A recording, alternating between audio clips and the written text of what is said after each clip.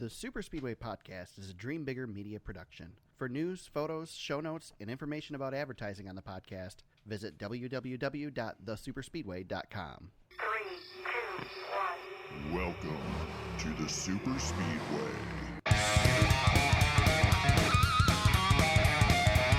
I wanted to just tap him there, but I didn't want to completely screw him. I at least wanted to give him a fair shot there, and then down the backstretch, I kind of let off, and I'm like, all right, well, I'm gonna just pass him on the outside and try to do this thing the right way. And once I had that big run, he just turned right. But it was, I would do the same thing. It was a fun race, and congratulations to him and his team. They made a great call there at the end, but it was fun. I mean, we had a fast FedEx Express Camry today. Really happy about our performance and how we've been for the last few months, and Chris done a great job with this backup car. This is nowhere near the car that I wrecked on Friday, so I don't know. Second sucks. Second sucks. Welcome to episode 118 of the Super Speedway Podcast, recorded Tuesday, July 23rd, 2019. I'm your host, Eric Young, and I am joined, as always, by my co-host, James Cush. James, how are you doing today? Good, man. I'm excited. That was probably my favorite race of the season, coming off of that one. Wow, yeah. Nice. Yeah. No, I really enjoyed that race, so I'm giddy to get on the podcast this week. Great, nice. I don't share your enthusiasm. I do not. It's not my favorite race, but it was a great race, especially for. We've talked about a couple of races this season, and like Kentucky, we talked about that the Kentucky race was spectacular compared to what Kentucky normally is. This was a spectacular race compared to what Loudon generally is. Yeah. So I will agree with that. And Loudon, Loudon has had good moments. It's usually not a great race, but there's good moments along the way. And we've seen stuff like this. I mean, we saw it last year with Harvick and Busch, and maybe the fact that they go there once a year. I mean, same thing with Chicagoland. It gives that opportunity for you to build to that moment, the one chance for these guys to get this win on this track. But I don't know what it is, but you take a pretty good race and you had an excellent finish like that. And man. So. Yeah, I was pretty excited. I just saw Jeff Gluck had just tweeted a little bit ago that it was the most streamed race ever. I guess ever. Nice. Is what he said. And I was one of those streamers checking in because I had to do a couple of things. So I had the phone on me and I was tapping in and out, and then I got locked in in the third stage there, and was just sitting in my chair. We were our house was battling the flu this week. Fun. So yeah, I had nothing else to do by that time in the afternoon. So me and my daughter were just sitting there watching it while Mom did her thing. So it was great. It was I don't know. I don't know if it was the tire fall off mixed with the 750. We're going to talk about all this stuff, but yeah. I just think the combination of everything turned into a great race. Well, before we get into all that, let's mention the winner. Kevin Harvick gets his win finally. I think they said this point last season he had 6 wins. He gets his first win this weekend. Officially qualifies for the playoffs, although Harvick was in. I mean, there was no doubt he wasn't going to make it. Outduels Denny Hamlin. We had a driver chase down a leader again and make a move on him. That thing that is not possible to do, supposedly, according to the drivers. But it happened again this week. Of course, he didn't hold the spot. Harvick was able to hold him off and get the win. Partially, I think, by Hamlin's fault, because Hamlin... too nice? Hamlin too nice? He was too nice. So here's the deal. I wanted to talk about this. So my question for you, James, is... Do you have more respect for Denny because he was nice about it and didn't try to blatantly take Harvick out? He tried to give him a chance. Or do you have less respect for him because he didn't take the shot and get the win? And this is a trick question based on my answer that's coming, but go ahead. It is a trick question because you say you have respect for him for the way he raced, but then you're also contradicting yourself saying he didn't give it 100%. Right. But I feel like he raced him clean. He didn't wreck him. And, he gave it he gave him 2 pretty good shots. Yeah. And especially coming off of turn 4, I was surprised he didn't do the bump and run heading into turn 3. I thought that way might have been the better move, but he tried to do the door slam on the outside of 4, which Right. could have worked. He definitely had the ground, didn't slow him down quite a bit though. Well, Harvick defended the bump and run, and because by taking the He did bottom, really, he defended yeah, it in turn 3. he did And really well with that. Hamlin didn't want to have the lead going in, because here's the other thing too. While Denny wanted to be fair and race for it, Harvick had none of that. Harvick was going to win this race, whatever it took. He was going to take the steering wheel home if he had to. He's got nothing to lose. He would have wrecked Hamlin. And that's where I say this is a trick question, because for the storyline to talk about it here today, I would have preferred Hamlin just went in there and pile drove him, and they were fighting after the race, all mad at each other. Yeah. But, we criticized Denny Hamlin has Hamlin. a history of that. Yeah. We've criticized Denny Hamlin for doing it last year or 2 years ago, whatever it was, to Chase Elliott. So, and I think that weighed on Hamlin's mind. Hamlin doesn't like being booed. He likes to be liked. So the fact that he got so much backlash from Martinsville, I don't think he would have had that same level of backlash if he did it to Harvick as he did Chase Elliott, but there'd still be some backlash. But seems like he races the older guard much cleaner. Yeah. Like, him and Tony sure, Stewart it's a had respect thing, Yeah, well, Tony Stewart and Denny Hamlin, Tony Stewart's last win at Sonoma, that was a very similar thing. Denny, Denny drove him pretty clean. I mean, there was some bumping and banging, but he didn't, by all means, he could have wrecked him. Right. And Tony definitely door slammed him, coming out of the final corner. But, Denny's got a history of racing clean, and he's got a pretty well-known history of racing dirty too. Well, so it's kind of a mixed bag. Here's where the trick question, the trick question part of it comes in for me, because if Hamlin was going for his first win, completely different circumstances. I think it's more fair game for him to go in there and pile drive Harvick. And that being said, Harvick also more understandable that he was going to race Hamlin harder, because Hamlin's got 2 wins. Yeah. He doesn't need, I mean, the win obviously is points and playoff points and whatever. So it's not like it's not a big deal, but it's not as big of a deal. So Right. Hamlin didn't need the win, whereas Harvick more so did need. Harvick has no playoff points right now, basically. Yeah. So Harvick needs the wins. And I think that played into it as well. If Hamlin was in a more desperate situation, as he was at Martinsville with Chase Elliott, he would have driven in there a lot harder, and it would have been a different deal. Since we're playing the what if game, which I feel like we might need like a drop or a sounder. The what if, my favorite game to play. What if this is a playoff race? Yeah. And that win means even more than it does even during the regular season. You're automatically going on to the next round. Right. That's true. Those guys probably race each other a little more differently. I mean, we've seen it. That Martinsville race with Chase Elliott, that was a playoff race. Yeah. So yeah, it definitely changes things up. Let's see here. You've got here in the notes, Hamlin and Kyle Busch lead 231 laps on the day. Yeah, they were dominant. Yeah. It was pretty much Busch's race. Yes. And then Busch had that slip up, which was the weirdest thing. It looked like he had a flat tire, but gets sideways, hits the wall, and just never recovered from it. Kyle was very, very critical.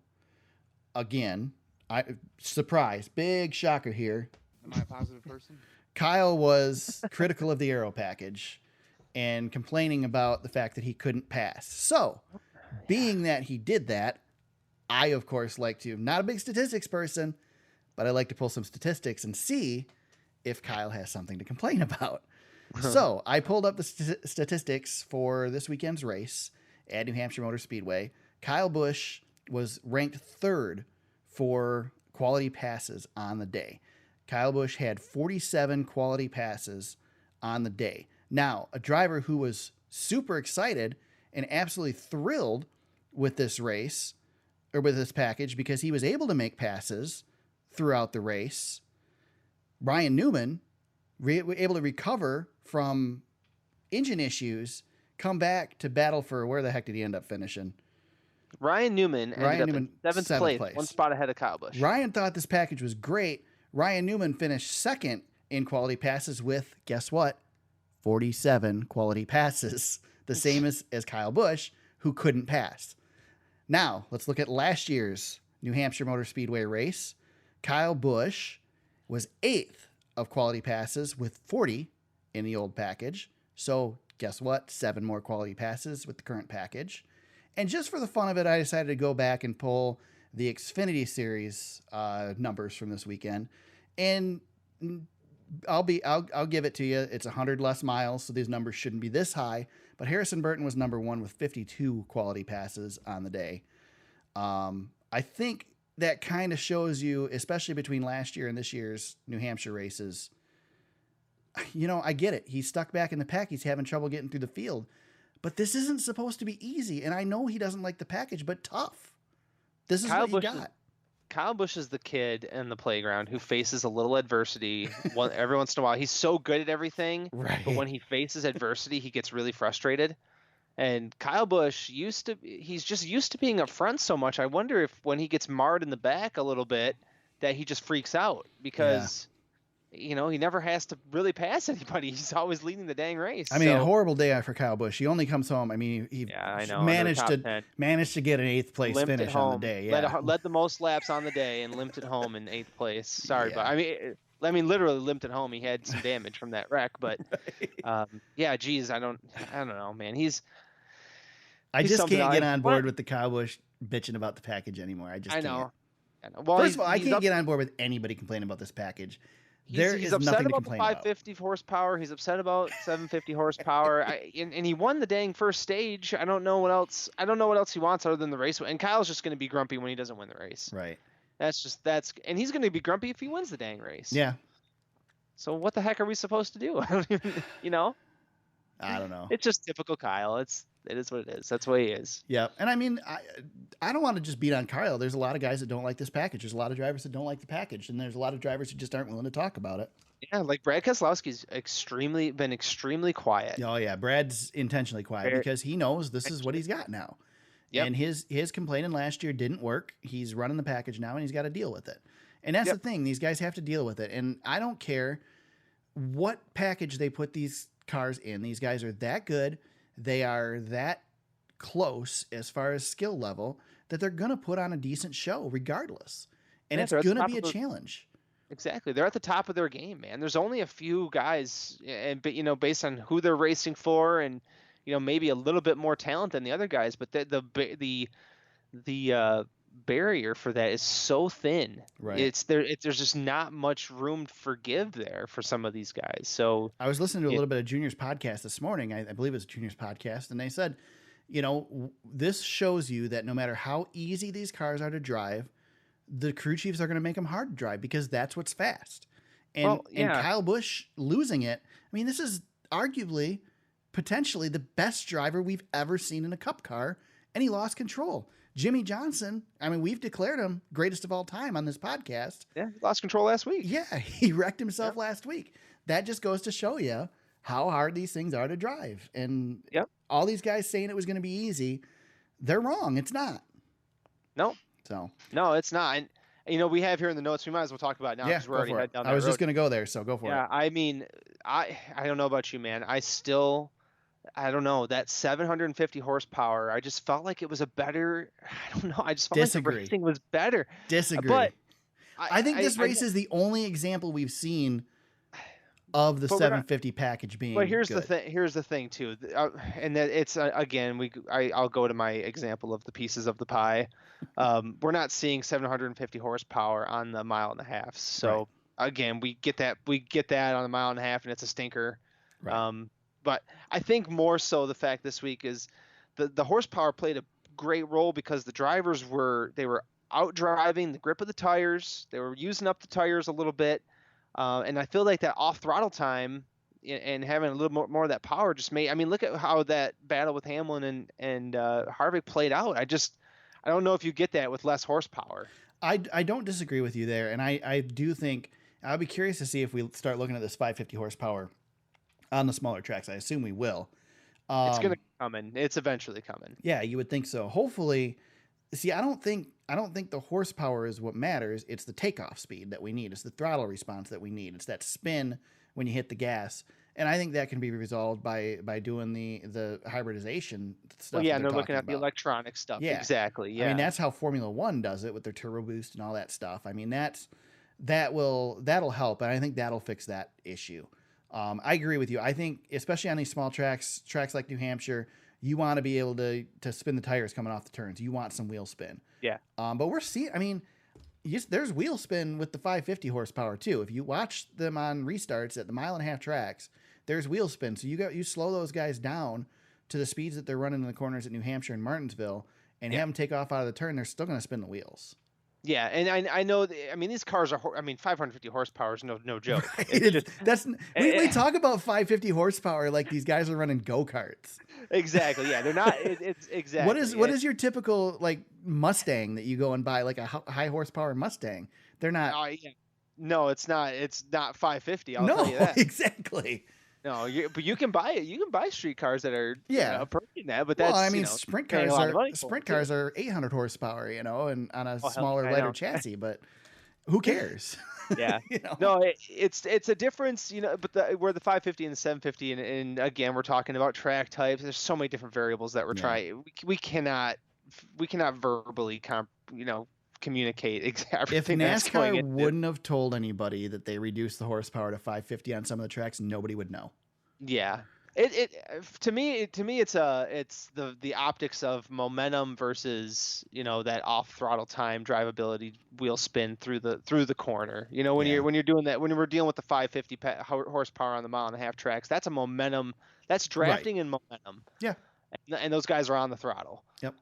But when we're at New Hampshire, we're seeing more of the, I hate to say it, we're seeing more of the drivers' talent, the drivability of the drivers. Right. I would argue that the high horsepower is better for the flatter tracks. I agree. I agree with you there. Once you look at like Dover and Bristol, I don't think it's. And Bristol was a good race, but Dover was terrible. Yeah. But Dover's been terrible before.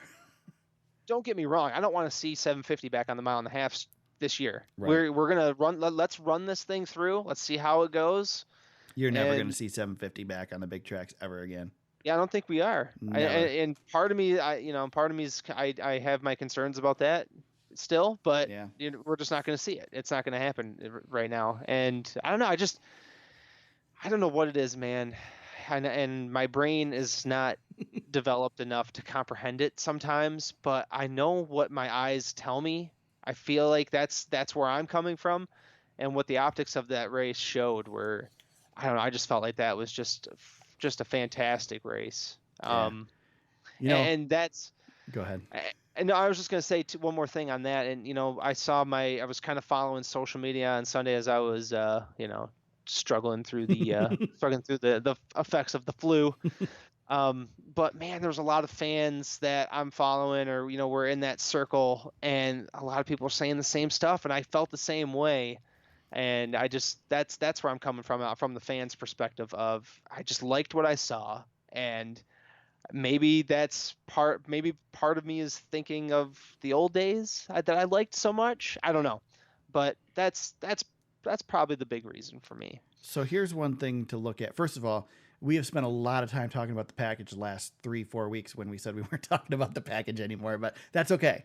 Well, we can't help it at this point. Right, exactly. It's the topic of conversation every week. If you want to argue against what NASCAR is doing, which I'm not saying you're doing this specifically, but if you want to argue against what NASCAR is doing, let's take a look at the last month and a half of racing and how many great finishes we've had. Fox has to be so disgusting. Yeah. NBC always gets the good finishes. Yeah, something about NBC, man. But just think about it. Though we're getting finishes every week almost that we used to get once every couple of years. I mean, you think of the Ricky Craven, Kurt Busch deal at Darlington. You could say what happened at Chicagoland last year with Kyle Larson and Kyle Busch. Of course, it wasn't as close at the line, no, but it was a similar finish. It was great. Bumping and banging. Yeah, the last lap. What happened last weekend or 2 weekends ago, whatever, at Kentucky. With Kyle and Kurt was close to that. It's great. Yeah. What happened this weekend at New Hampshire was close to that. Think of when Busch and Craven happened. When was the next one? You don't remember because they just didn't happen. Yeah. And so and a lot of that's luck. It's not all the package. A lot of it is how equal everything is and all that. There's a lot more that plays into it than the package. But from my perspective, the package is helping. It feels like the fan base is starting to get it.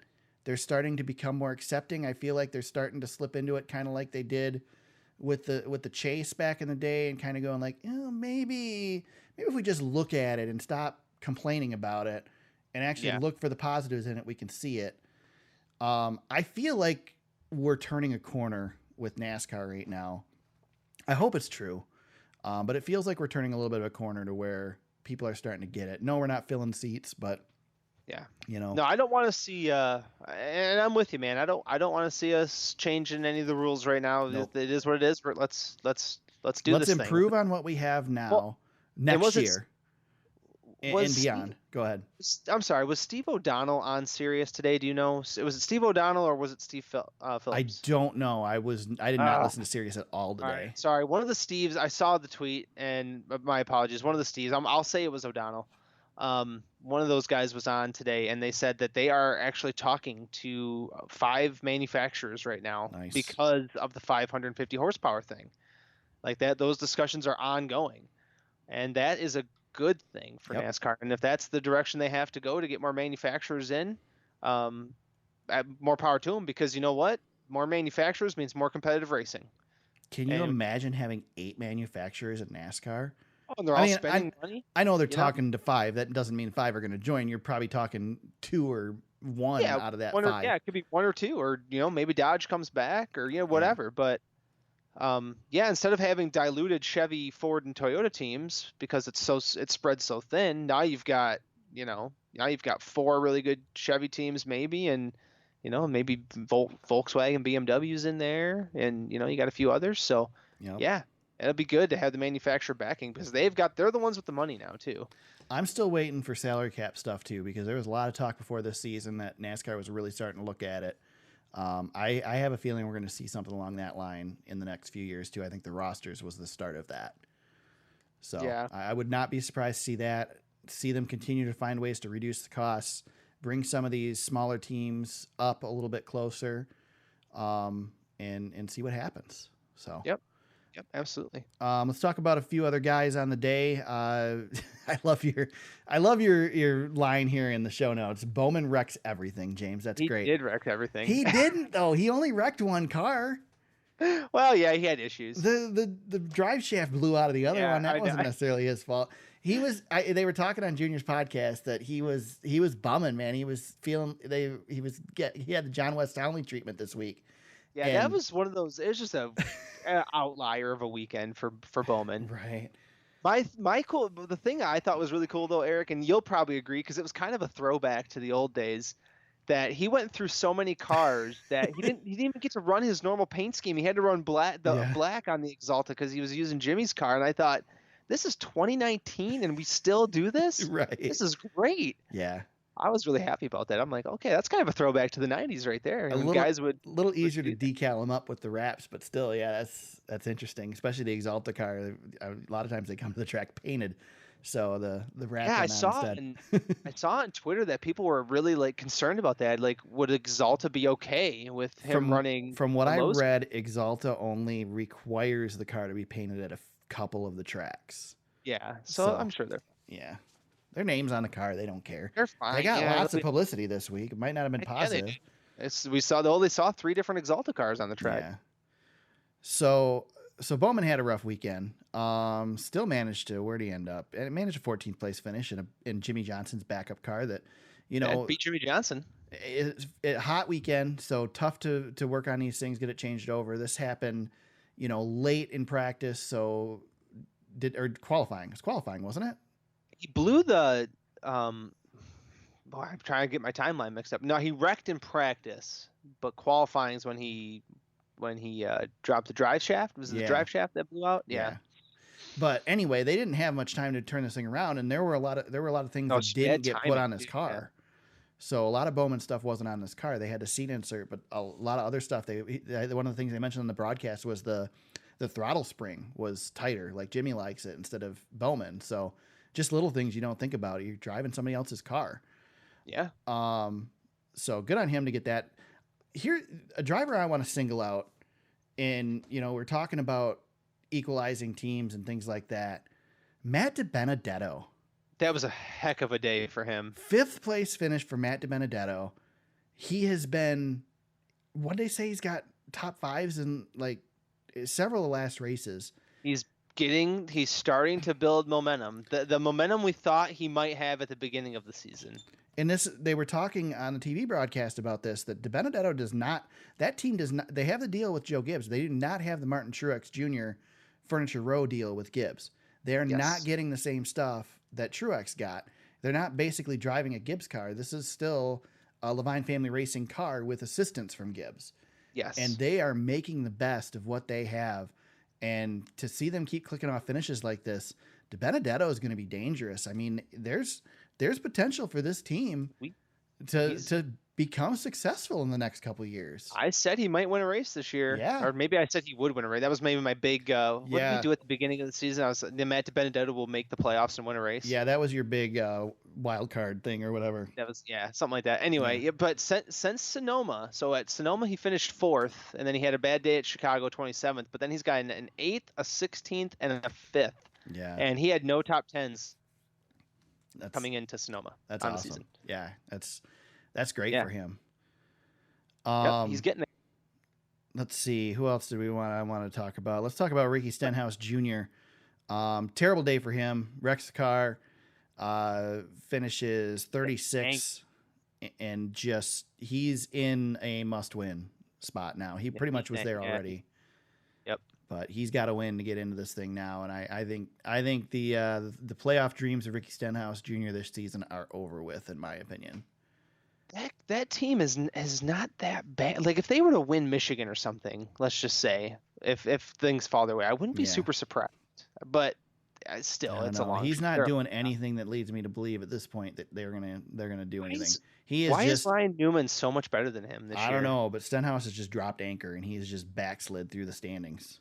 And he was really upset with Jones, and I mean, I get it a little bit, but yeah, I don't know, man. He seems to find himself in situations more so than anybody else. Right. Kyle Larson crashed twice, 33rd. Jeez. Austin Dillon had a terrible day, 32nd. Jimmy Johnson, bad day, 30th. Low power steering for Jimmy, so he was battling, and his teammate Chase Elliott there in front of him, 29th. Yep. So yeah, those guys struggled. We talked about some of the guys up front. Ryan Blaney comes home with a 4th place finish.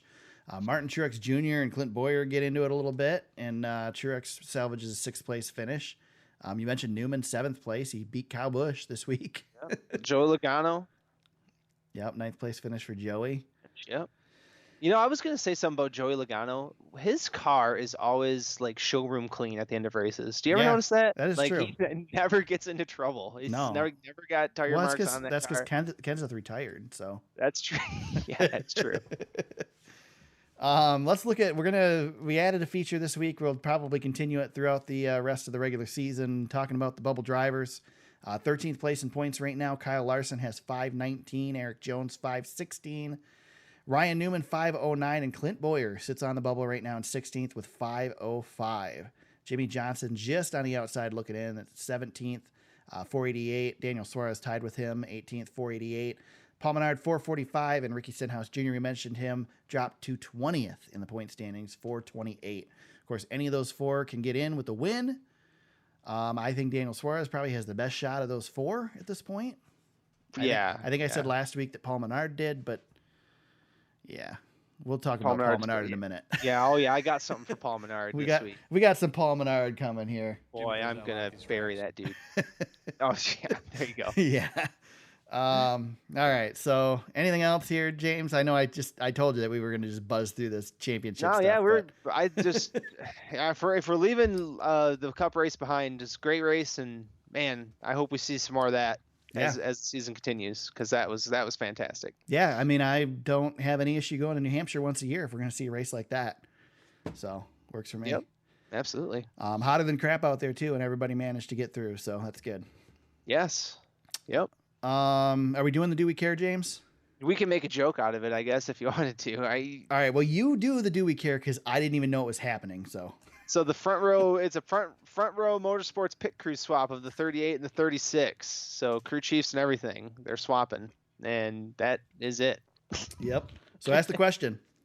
Do we care about the front row crew swap? Nope. Okay, moving on. All right. Sorry, guys. I know you guys won some races in the Cup Series, but Yeah. I'm sorry. Yeah. You got to be up front a little bit more for us to be too worried about the pit crew swaps. Yes. Let's tone it down a little bit. A little bit of sad news this week. Nick Harrison passes man, away this yeah. week. 37 years old. He crew chiefed Justin Haley's number 11 Colleague Racing Chevrolet and Xfinity Series on Saturday and passed away that evening. He was, of course, the crew chief for that car. 6 career wins in Xfinity. He's got history. He was Kurt Busch's crew chief when Kurt was running for Phoenix Racing in the 51 car.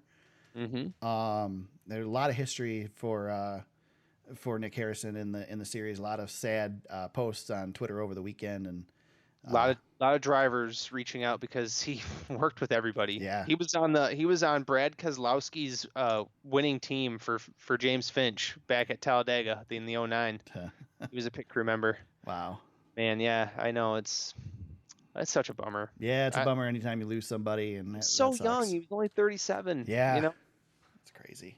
I mean, golly, you don't expect it when they're that. You know, when somebody's that young. I mean, gosh, he's in our wheelhouse. Right. You know, age. Yeah. Yeah. But he was successful. He won 5 Xfinity Series races. You have 6 on the notes. I did have 6 in the notes, but I was mistaken. It's Oh, 5. so see that's what happens when I read the prompter. I didn't read the prompter. You read the prompter. Yeah. So, You wrote the prompter, man. I did write the prompter. I did. No, but he did get a win with Kurt Busch, and that was the lost season of Kurt Busch when he was floating around. Yep. And then he's got a win with Paul Menard, and then 2 with Austin Dillon, and then his last win was last year. He won with Austin Dillon. And then 2 of his wins came at our home track, MIS, with those guys. But man, yeah, it's some sad news. I know that the NASCAR community's hurting. I think I can speak for both of us, but our hearts and prayers and everything go out to him and his family and Colleague Racing. And yeah, definitely tough to get on the track and do your thing that Sunday mistake. when something like that happens Saturday night. So. Yep. All right, let's move on to some other news. I do this in air quotes because, hey, Paul Menard got into it with somebody this week. Since you talked over it last time, James, let me hit this one more time. Jimmy does that a lot at these tracks. Mr. Paul Menard on the soundboard. So Menard, Harrison Burton's trying to pass Menard, ran him a little hard. I don't think he ran him real hard, just ran him a little hard.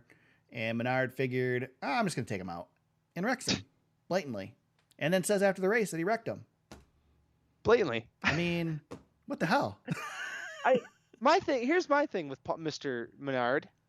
So you pick the 18-year-old up-and-comer, the Right. kid who's not even half your age probably, and that's the guy you decide, I'm gonna be Mr. Tough Guy and wipe out the kid. Yeah. Yeah. Okay. Great. I mean, seriously, what in the hell is he doing? Can't we just race? Yeah. Harrison Burton's. I don't know. It's not only that you're wrecking the kid. You came to his series to do it. You're the only Cup driver in the field.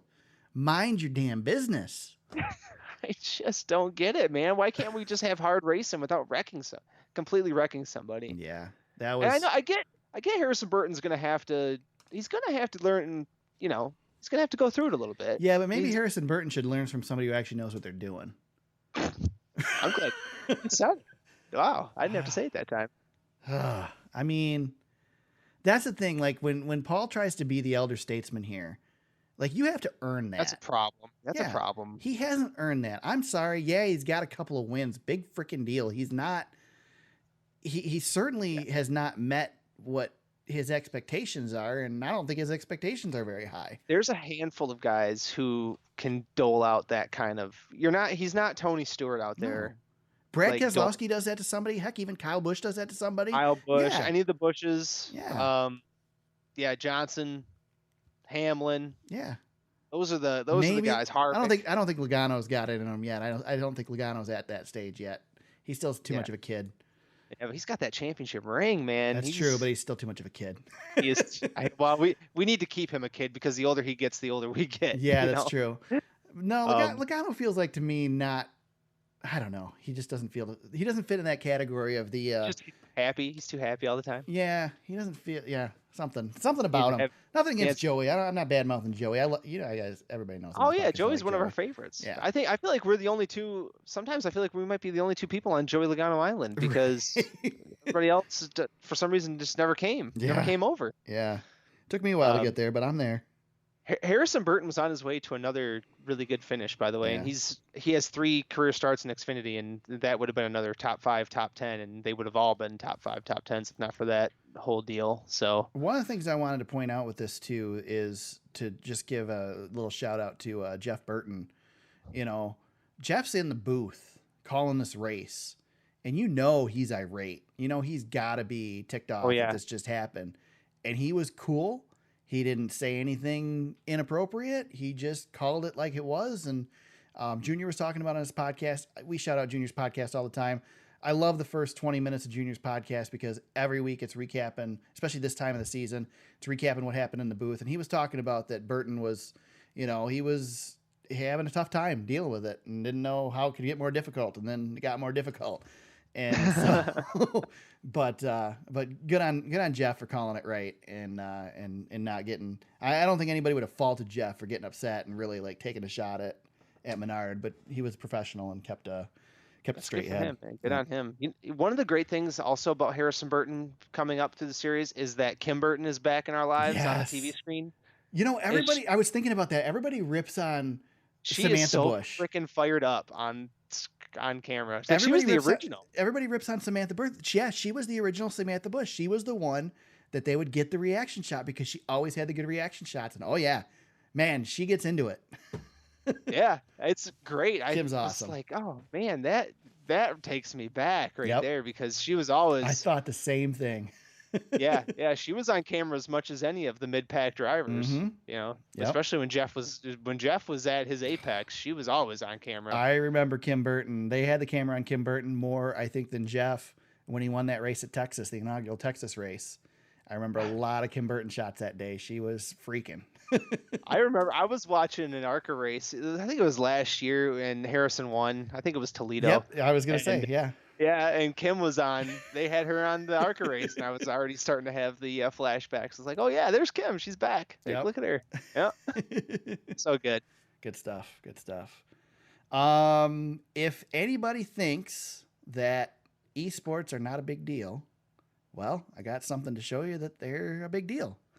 NBC Sports announces they are going to collaborate with NASCAR for the first ever eNASCAR telecasts. They're going to televise, it looks like this Thursday is the first one, 5 p.m. on NBCSN during NASCAR America. They're going to broadcast a NASCAR, eNASCAR iRacing All-Star event, and then they have several more that they're going to do throughout the season. I think 5 more, they said, or 4 more throughout the season. So iRacing getting on cable TV. That's pretty cool. That is pretty cool.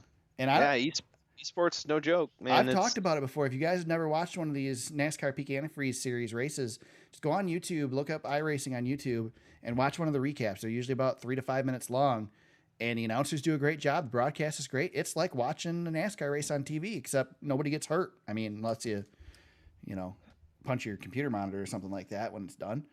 Exactly. And it's, I don't know how appropriate it is for these pro series that actually give away money. But I know when I used to race in the ARCA Sim Racing League, half the field was drinking. So,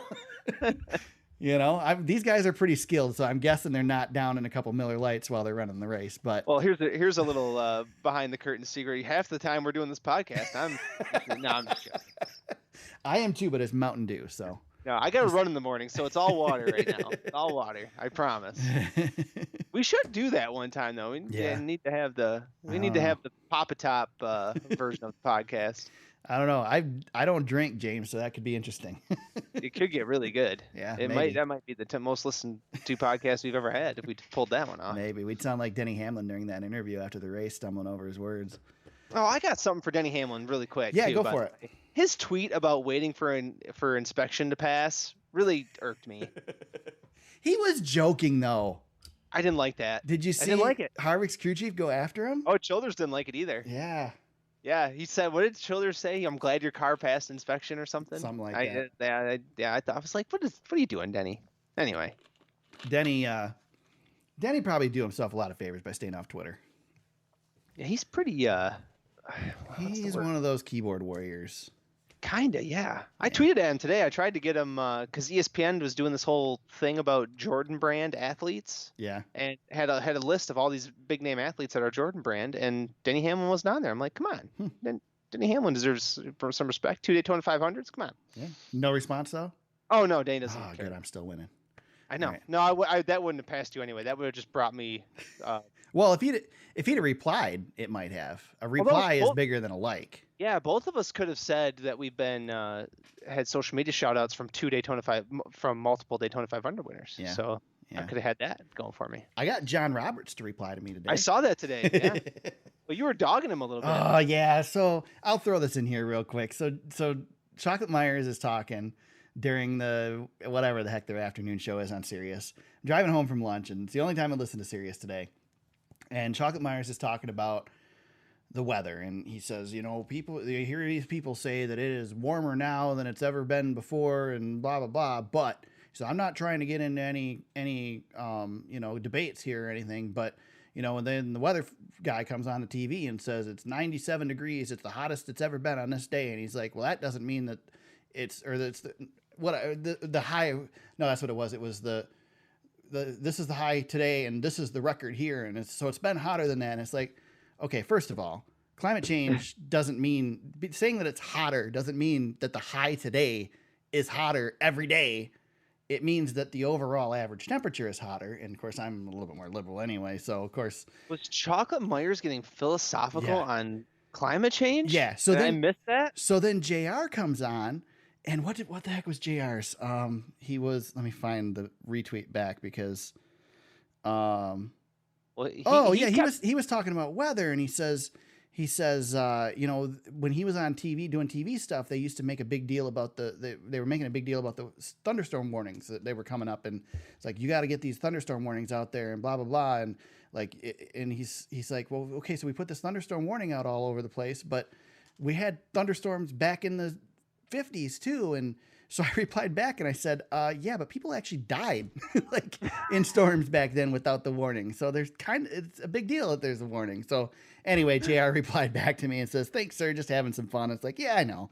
Just giving you guys some crap. I couldn't stay quiet. I figured JR would give me a reply. He's usually pretty good on Twitter. So That's really good, man. You got in on climate change with Chocolate and JR. yeah. Wow. I didn't listen. I was hoping I was going to try and listen to the show and see if they mentioned it on the air, but I figured they probably didn't. So, one more news thing. Speaking of social media, I saw right before I started recording tonight. Bubba Wallace said he was sitting in his car, and the King Richard Petty snuck up by him and did a surprise signature attack, autographed his arm with a silver marker, it looks like. And Bubba says 4,300 retweets, and he'll get it tattooed on his arm. 4,300? That's it? 4,300, and right now, as I speak, it is at 10,176 and counting. 4,300 or 43,000? 43,000. I thought. Okay. I thought he said 43,000. Don't read off the prompter, man. Yeah, 10,187. It just keeps clicking up. 188. Yeah, this thing's gonna happen. So if you haven't retweeted it, the link is in the show notes. Click on that, retweet that sucker, and let's get Bubba a tattoo. That's going to be awkward when he gets an offer from another team and he has to. It's Richard Petty's signature, man. You can't. I know. Nobody's gonna have a problem with that. Right. No, that's cool though. I think Bubba's a tatted up dude anyway, so I don't think it's going to matter to him. I love Bubba. There's nothing Bubba can do to make me not just be a huge fan. I wish he was more competitive so bad. I know, me too. Like my biggest wish, if like a genie was going to grant me 3 NASCAR wishes, Bubba being competitive would make that list, I think. Yeah. Just consistently competitive, because I think the sport would be better. That's a good discussion right there. That's an off-season topic right there. Yeah. I Mark that down. Bubba being competitive would probably be a good one for me too. You know what one of mine would be? Number 8. That would be one of mine. 8th championship for Jimmy. Yeah, that's I want to see it happen. I don't think it's going to happen. I'm doubtful that it's going to now, but I want to see it happen. This kind of conversation is where we get off on a tangent. We might want to Yeah. Whatever. We're actually on time right now. That's a really good off-season podcast, though. I think That we is. need to. Yeah, It's a good one. let's write that in the notes. Write that one down. Yeah, we won't. We'll forget about it. We had all kinds of off-season podcasts planned this year, and we never got to any of them. So there was actually news during the off-season. There was stuff to talk about. That's how we roll. The Yeah. best thing we did was the emergency testing podcast. Yeah, that was a good we were one. So excited about the rules package. Yep. And then we started dogging it, and now we're back. That hasn't aged as well. No. Now that well, yeah, you're right. We are coming back around on Yeah. it, but I'm yeah, back. I'm back. I'm here. I listened to too much of the negativity. I'm over it. I'm back. You went the other way. Yep. I like that. Any other news, James? I don't think so. It was a pretty quiet week this week. Yeah. Other than sadly, other than the Nick Harrison stuff, that kind of swamped out all the other news coverage. Yep. For us. So. Yep. No, moving on. All right. We go to Pocono Raceway this weekend for the Gander RV 400. I normally would be kind of not too thrilled that we're going back to Pocono, especially after the snoozer we saw just a few weeks ago. God, these Pocono races are close together. I mean, they're going to be a lot closer together next year. Oh, yeah, right. But Pocono's putting some PJ1 down in the turns this weekend in an attempt to make the racing a little bit more competitive in the turns. We'll see how it works. So far, I have not seen a track put PJ1 down and have it be a disappointment. So I think it'll improve things, if nothing else. Yeah. Maybe some double file running in the tunnel turn. That'd be cool. That would be cool. I haven't don't really know. heard where they're putting it down, if they're doing it at all three They go turns so or dang what. fast in the corners there. I just don't know if it's going to do much, but we'll see. It'll help turn 4. What turn 4? It'll help Yeah. It'll help 3. 3 will help if they put it down in the outside groove of turn 3. That will really help. Yeah. Because remember back when Pocono had the patches, and the patch had better grip than the inside in turn 3. That turn was pretty good with the patches. So if they put that up about a groove in turn 3, that'll be good. That'll be good stuff. You have some good runs to the line. Yeah. So we also get the radio style broadcast coming back to NBC. Mike Bagley will join the crew. I don't complain about that. I love the radio style broadcast. I wish they did it. I guess I don't wish they did it every week, because I think there's a lot of good insights from NBC, but I love the radio style. So Yeah, I do too. I love when Mike Bagley comes on because I think he's the best. God, it gives you chills, man. Yeah, he's good, man. He calls races better than most. He's next level talent. I don't know, man. When you get that crew together, you get him and you get Moody. I mean, yeah, they're good. Yeah, a couple of weeks of having no offense to the PRN guys, no offense at all, but a couple of weeks of having to listen to PRN over MRN. The MRN crew just has it down, man. I'm sorry. Yeah. They just got it. So, with that, we get to make some picks for this weekend's race. And I am going to really go out on a limb, James, because I get the first pick. You do. I'm going to go out on a limb, and I'm going to. Got the chance to go on the radio in Toledo again this week, and I told him that probably one of the best picks in the upcoming weeks is Mr. Eric Jones, as he's been running well. He's got the best average finish at Pocono, though he doesn't have a win. He's only run 5 races there, but I'm going Eric Jones this weekend at Pocono. All right, I like that. Yeah, he's been building some serious momentum too. He's on it right now, and they're going. I mean, they obviously need to keep the points race going, but they're going for wins. So yeah, I think he's gonna win races before this year's over. They've looked really strong, and that once he gets that contract signed, everything's gonna be hunky dory for the old 20. I think if you stuck Paul Menard in one of those JGR cars, he could win. I don't even know what to do with that. I'm going to make my pick now. Yeah. Go for it. I'm going to go a little bit out on a limb. Okay. But not really. I don't think it's going out on a limb that much. I'm going to go with Kyle Larson. Okay. He's been getting faster. I know he wrecked twice last week. That seems to happen to Kyle quite a bit. But if we look back at the previous Pocono race, he won the first 2 stages. And I think if he can keep his stuff together, this might be his chance to finally break through this season and get that win. He's been lacking for a while here. There you go. You got first dark horse too, sir. Ooh. Does Ryan Newman count? Yeah, you can go Ryan Newman. All right, I'm going to go Ryan Newman. I think he's the solid. One of us needs to be picking that dude every week until he finally wins this season. Yeah, so I agree. Yeah. All right, if you're going Ryan Newman counts. I'm going William Byron. Yeah, that's really good. Yeah, he's been pretty darn good there too. Rookies and young drivers seem to fare well at Pocono. Yeah, that's true. I mean, look at your top average finishers for Pocono right now. It's Jones, Elliott, Byron, Suarez, and then Keselowski, and then Blaney. Yeah. And Blaney got the win there. So yeah, Blaney's a good pick. yeah, Hemrick had a 13th place finish there the first time around too. So yeah, it should be an interesting mix this weekend. And remember when Denny Hamlin, when he was a rookie, he won both. It was his rookie year. The year after he won both. It was his rookie year. He swept both of them. Yeah, so a long time ago now. God dang. Kevin Harvick doesn't have a win at Pocono. Yeah, that's weird. And then we've established earlier this season that Kyle Busch sucks there, although he's been good recently at Pocono. He's got 3 wins there, and he won earlier this year. So yeah, it's really weird seeing him have 29 starts at some place and only 14 top 10s. Yeah. That is a jarring statistic on Kyle Busch. Yeah, I agree. Well, he was really crappy at Loudon for a long time too, and he finally started winning there. So Martin Truex Jr. has 2 wins here. Kurt Busch has 3 wins. Truex is our most recent winner, correct? He won the first one, the spring race. No, I believe it was Kyle. It was Kyle Busch that won the first. Oh, yeah, that's one. right. Kyle Busch won that one. Yeah, I got that one mixed up. Yep. Best active driver there is Denny Hamlin, but that is not recent. He has not won there recently, I don't believe. Yeah, 4 career wins, and 2 of them came right off the bat. Yep. So.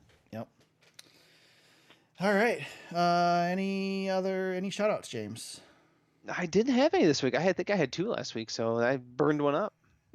I'm gonna shout out NASCAR Chasm just because I love his Twitter account. I'm coming back around on NASCAR Chasm. I got over him for a little while, and I'm back. I love him. He was at Kentucky. I didn't get a chance to bump into him. I was hoping to, but he just retweeted a picture of Bubba Wallace, or tweeted a picture of Bubba Wallace with just the shocked look on his face. And in the corner, it says 10,487 retweets. So he's always on it. He must be on his phone all the time. I'm telling you, man, he is quick, really quick. Yeah, he's got some good stuff. Yeah. The memes are great. He's some of his stuff is a little corny, but most of it's pretty good. So Clint Boyer said, "Folks, you heard the dummy. Let's put him on the spot. I'm thinking we can reach 43,000 by daylight." Nice. Oh yeah, I mean, this has been up for not very much time, and he's at 10,000 already, almost 11,000. It's happening. Yeah.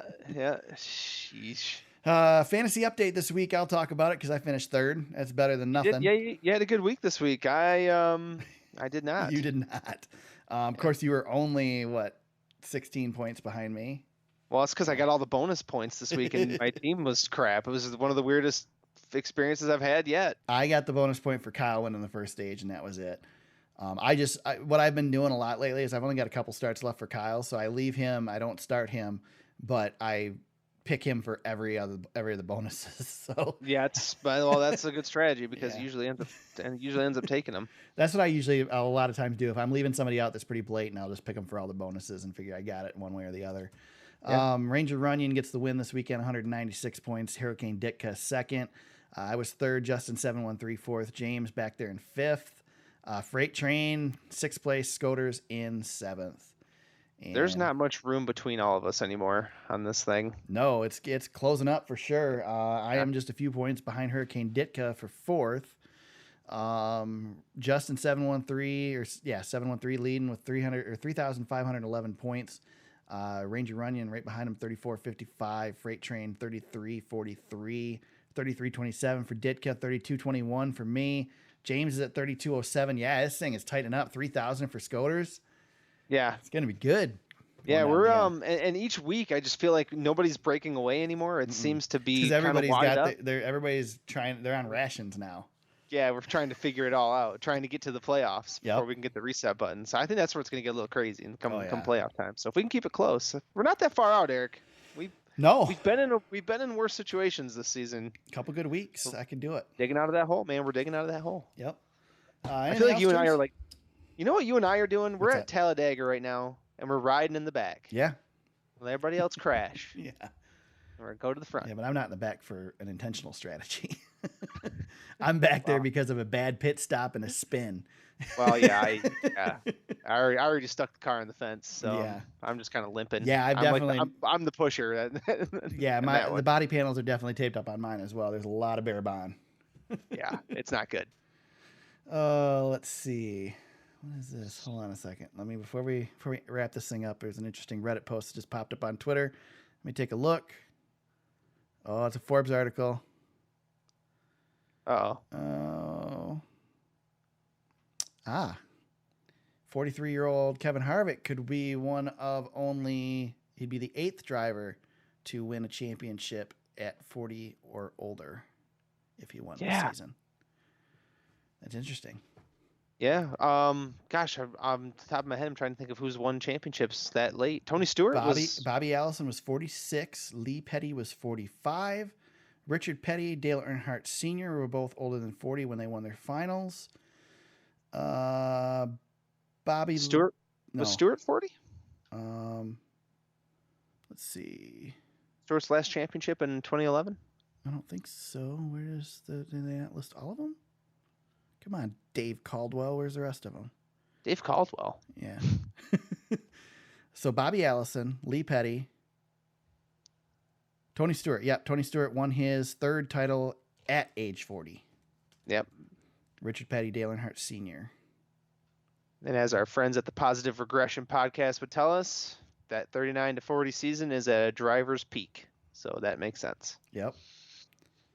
Harvick was 38 when he won his title in 2014. Have you seen? So Kevin Harvick's racing reference is really fun. Is that? By the way, yeah. Have you? I was looking at it today, and he has so many seasons of 20 plus top 10s in a row. Starting in 2013, every season's been 20 or more top 10s, and some of them have been pretty dang close to 30. Damn, like since he's joined. 15. Yeah, since he's joined Stewart Haas, man, that car has just been, even that really bad year, quote unquote, that bad year he had in 2017 when they switched to Ford, still 23 top 10s. I mean, that just rewrote his Hall of Fame plaque when he went to Stewart Haas. His last time that he only won one race was 2012. Yeah. He went winless in 09 and 08. Yeah. And 04. Otherwise, Like he's won a race, at least one race every year. Sometimes I feel like he's like he's like almost a forgotten all-time great. Yeah, How many I times agree he with finished you. 3rd in the point standings or higher? It's just, I mean, god dang, he's just been so consistently good. Yeah, definitely. But I just found that interesting. He's got a fun. There's drivers who have fun little quirks on their racing reference pages, and he's one of them. He's got some good stuff on there. I agree. All right, I think that wraps it up, right, James? That's it. All right, let's go through this closing thing here because I almost skipped it all. Where can they find you on social media if they want to find you? At James Cush on Twitter. You can find me at TSuperspeedway on Twitter. You can find the podcast on Facebook.com/TheSuperspeedway. Our website is thesuperspeedway.com. You can find the podcast on there. Show notes, all the articles we talked about today. You can click on those and read those. There's articles from some of the past races that I've been at and covered. Photos, etc., whatever we throw up there is up there. Again, thesuperspeedway.com. Don't forget the, or you'll end up somewhere else. I don't know where you end up, but not at our site.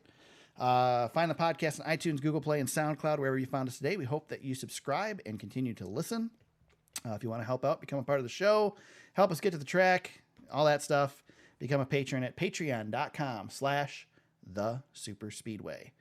It is Pocono Raceway this weekend. We head out there. We will be back next week to talk about that, the Gander RV 400, and we will preview the weekend at Watkins Glen International. Until then, everybody, let's go racing.